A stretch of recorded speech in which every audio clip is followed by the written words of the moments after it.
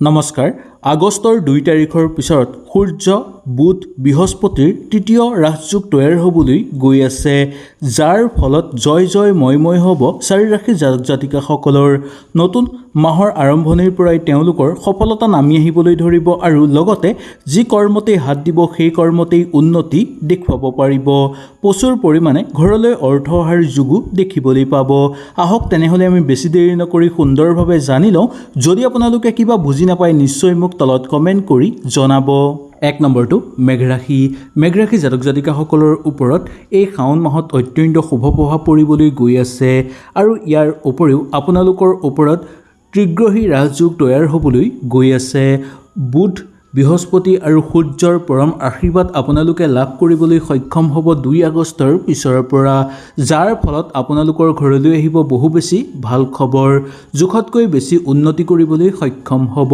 সমাজত মান সন্মান বৃদ্ধি পাবলৈ ধৰিব। সকলো ফালৰ পৰা কৰ্মত সহযোগিতা লাভ কৰিব পাৰিব। মেঘ ৰাশি জাতক জাতিকাসকলৰ কাৰণে এই 2 আগষ্টৰ পিছৰ দিনখিনি অত্যন্ত গুৰুত্বপূৰ্ণ। আজিলৈকে যদি আপোনালোকে কিবা কাম কৰি চেষ্টা কৰি সম্পূৰ্ণ কৰিব পৰা নাছিল তেনেহ'লে সেই কামত সফল হোৱাৰ যোগ দেখিবলৈ পোৱা যাব। ব্যৱসায়িক বাণিজ্যৰ লগত জড়িত লোকসকলৰ কাৰণে বেছি লাভৱান হ'ব। চাকৰিৰ ক্ষেত্ৰত পদোন্নতি হ'ব, দৰমহা বৃদ্ধি পাব পাৰে। এই ত্ৰিগ্ৰহী যুগৰ ফলত আপোনালোকৰ কৰ্মত প্ৰতিষ্ঠা লাভ হ'ব আৰু সামাজিক ক্ষেত্ৰত মান সন্মান বৃদ্ধি পাবলৈ ধৰিব। শৰীৰ মধ্যম হিচাপে পাৰ হ'ব। আপোনাৰ সময় সঠিকভাৱে ফলপ্ৰসূ হৈ পৰিব আৰু পইচা আপোনালোকে সঠিকভাৱে সঠিক জেগাত খৰচ কৰিব পাৰিব। এই সময়খিনি কিছু সঠিক সিদ্ধান্ত লোৱাৰ ক্ষেত্ৰত অকণমান কষ্টকৰ হৈ পৰিব পাৰে। সেইকাৰণে আপোনালোকে যদি কিবা ডাঙৰ সিদ্ধান্ত ল'বলগীয়া হয় তেনেহ'লে ঘৰৰ মানুহৰ লগত ভালদৰে আলোচনা কৰিব। সামাজিক ক্ষেত্ৰত আনক সহায় কৰি উপকৃত লাভ কৰিবলৈ সক্ষম হোৱা দেখিবলৈ পোৱা যাব। ভাবি গুণি আৰু ভবা শুনা কৰি কিছুমান কাম কৰিলে তাৰ পৰা অধিক ফল লাভ কৰিব পাৰিব। ত্ৰিগ্ৰহী যুগৰ ফলত আপোনালোকৰ এটাৰ পিছত আনটো উন্নতি বৃদ্ধি পোৱাৰো যোগ দেখিবলৈ পোৱা যাব পাৰে। 2 নম্বৰটো মিথুন ৰাশি। মিথুন ৰাশি জাতক জাতিকাসকলৰ 2 আগষ্টৰ পিছত আপোনালোকৰ ঘৰলৈ আহিব শুভ সংকেত। সমাজত মান সন্মান বৃদ্ধি পাবলৈ ধৰিব। নতুনকৈ কিবা দায়িত্ব আপোনালোকৰ ওপৰলৈ আহিব। কিবা কাম যদি আপোনালোকে ভাবি থৈছিল সেই কামত ফলপ্ৰসূ হোৱাৰ যোগ দেখিবলৈ পোৱা যাব। আৰ্থিক অৱস্থা আপোনালোকৰ ভাল হৈ পৰিব। পাবলগীয়া ধন ঘূৰাই পোৱাৰ সম্ভাৱনা থাকিব। ঘৰ পৰিয়ালত প্ৰেম আৰু আনন্দ লগতে মৰম বৃদ্ধি পাবলৈ ধৰিব। যদি আপুনি নতুন চাকৰি বিচাৰি আছে তেনেহ'লে এই সময়খিনি আপোনালোকৰ কাৰণে অত্যন্ত শুভ আৰু গুৰুত্বপূৰ্ণ। নতুন কামৰ প্ৰবল সুযোগ আপোনালোকে লাভ কৰিব পাৰিব। অবিবাহিত লোকসকলৰ কাৰণে বিবাহৰ কথা বতৰা পাতি চাব পাৰে। মনে বিচৰা জীৱনসংগী লাভ কৰিব পাৰিব। এই সময়খিনি সকলো কৰ্মতে উন্নতি হোৱাৰো যোগ দেখিবলৈ পোৱা যাব। মিথুন ৰাশি জাতক জাতিকাসকলৰ বাবে ত্ৰিগ্ৰহী ৰাজযোগ অতি সুখময় হৈ পৰিব। আপুনি খুব ভালকৈ কথা ক'ব পাৰিব। কঠোৰভাৱে আপোনালোকে কাকো কথা কোৱাটো উচিত নহ'ব। ব্যৱসায় বাণিজ্যৰ ক্ষেত্ৰত ডাঙৰ আপোনালোকৰ উন্নতি আহিব পাৰে। সৰু ঘটনাৰ পৰাই আপোনালোকৰ ডাঙৰ সুফল অহাৰ যোগ দেখিবলৈ পোৱা যাব। জীৱনলৈ আহিব আপোনালোকৰ সমৃদ্ধি। আপুনি এটাৰ পিছত আনটো সুন্দৰ মুহূৰ্ত অতিবাহিত কৰিবলৈ সক্ষম হ'ব, যাৰ ফলতো বহুকেইটা ক্ষেত্ৰৰ পৰা লাভৱান হ'ব পাৰিব। বহু ভাল দিন আপোনালোকৰ আহিব। চাকৰি আৰু ব্যৱসায় ক্ষেত্ৰত পৰিস্থিতি আপোনালোকৰ উন্নত হৈ পৰিব। আপোনালোকৰ জীৱনৰ উত্তম সময় বুলি এই সময়খিনি ক'ব পৰা যায়। নতুনকৈ ঘৰত যদি মাংগলিক অনুষ্ঠান অনুষ্ঠিত আপোনালোকে কৰিম বুলি ভাবিছে তেনে ক্ষেত্ৰতো সুন্দৰভাৱে অনুষ্ঠিত কৰিব পাৰিব। ইয়াৰ ফলত এটাৰ পিছত আনটো উন্নতি আপোনালোকৰ জীৱনলৈ অহাৰ যোগ দেখিবলৈ পোৱা যাব। 3 নম্বৰ ৰাশিটো কন্যা ৰাশি। কন্যা ৰাশি জাতক জাতিকাসকলৰ কাৰণে এই 2 আগষ্টৰ পিছতেই আপোনালোকৰ বহু ভাল সময় আহিব। জোখতকৈ বেছি ধন উপাৰ্জন কৰিব পাৰিব। আপোনালোকৰ আৰ্থিক অৱস্থা আগৰ তুলনাত ভাল হৈ পৰা দেখিবলৈ পোৱা যাব। চাকৰিৰ ক্ষেত্ৰতো প্ৰচুৰভাৱে উন্নতি আপোনালোকে কৰিব পৰাৰ প্ৰবল সম্ভাৱনা দেখিবলৈ পোৱা যায়।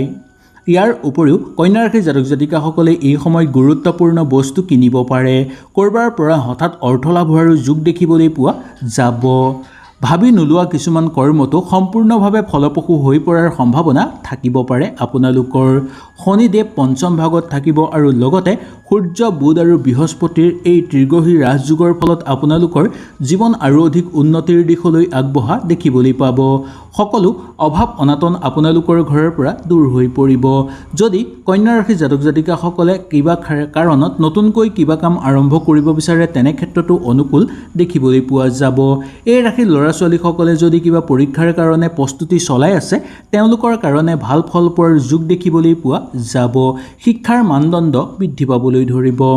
কাম কাজৰ ক্ষেত্ৰতো আপোনালোকৰ উন্নতি হ'বলৈ ধৰিব আৰু মংগলদেৱৰ পৰম কৃপা আপোনালোকে লাভ কৰিবলৈ সক্ষম হ'ব। কন্যা ৰাশি জাতক জাতিকাসকলৰ কাৰণে সকলো কৰ্মতে সহযোগীৰ পৰা পূৰ্ণ সহযোগিতা লাভ কৰিব পাৰিব। ইয়াৰ ফলত বহুগুণেই লাভ হ'ব। শৰীৰ সচেতন হৈ থাকিব, তথাপিও ঘৰৰ মানুহৰ স্বাস্থ্যৰ প্ৰতি অকণমান লক্ষ্য ৰখাটো আপোনালোকৰ কাৰণে উচিত হ'ব। এই সময়ত যদি আপোনালোকে এদিন হ'লেও শিৱ মন্দিৰলৈ গৈ এগছি তাত চাকি জ্বলাব পাৰে তেনেহ'লে আপোনালোকৰ বহু পুণ্য হ'ব। ঘৰ পৰিয়ালৰ ক্ষেত্ৰত আপোনালোকৰ বহু বেছি উন্নতি দেখিবলৈ পোৱা যায় আৰু এই 2 আগষ্টৰ পিছত যদি কন্যা ৰাশি জাতক জাতিকাসকলে তেল দান কৰিব পাৰে তেনেহ'লে অত্যন্ত শুভ হ'ব।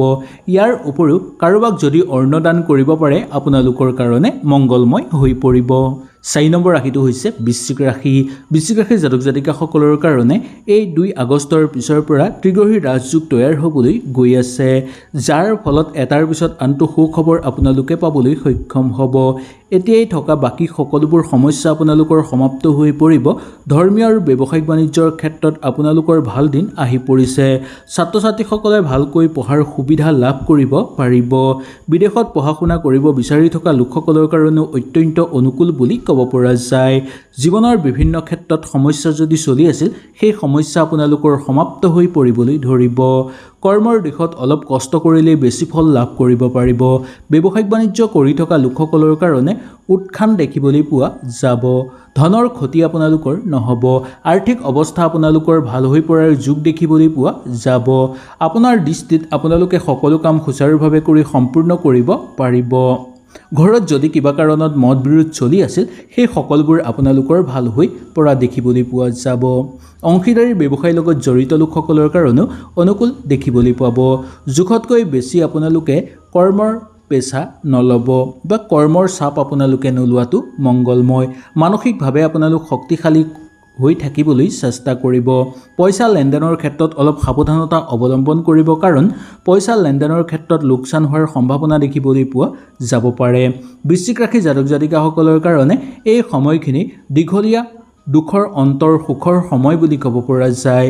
ভ্ৰমণৰ ফলত আপোনালোকৰ খৰচৰ মাত্ৰা বৃদ্ধি পাব পাৰে, তাৰ প্ৰতি অকণমান সংযম হ'ব লাগিব। ঘৰুৱা পৰিৱেশ আপোনালোকৰ উন্নত হৈ পৰা দেখিবলৈ পোৱা যাব। মাংগলিক অনুষ্ঠানৰ লগত জড়িত হৈও আনন্দিত অনুভৱ কৰিব। দাম্পত্যৰ ক্ষেত্ৰত সংগ সুখ লাভ কৰিব পাৰিব। প্ৰেমত চলি থকা হতাশাৰ ভাৱটো দূৰ হৈ পৰিবলৈ ধৰা দেখিবলৈ পাব। এই সময়ত যদি আপোনালোকে কোনো দৰিদ্ৰ মানুহক অন্ন দান কৰিব পাৰে আপোনালোকৰ অত্যন্ত উত্তম হ'ব। ইয়াৰ উপৰিও যদি কোনো দুখীয়া মানুহক বগা বস্তু আপোনালোকে দান কৰিব পাৰে তেনেহ'লে আপোনালোকৰ পুণ্য হ'ব। হয়তো এই ভিডিঅ'টোৰ যোগেদি আপোনালোকে সুন্দৰভাৱে বুজি পালে। যদি কিবা অসুবিধা পালে নিশ্চয় মোক তলত কমেণ্ট কৰি জনাব। তেনেহ'লে আজিলৈ আপোনালোকৰ ওচৰৰ পৰা বিদায় লৈছোঁ। কালিলৈ পুনৰ আপোনালোকক লগ পোৱাৰ প্ৰতিশ্ৰুতিৰে আজিলৈ নমস্কাৰ।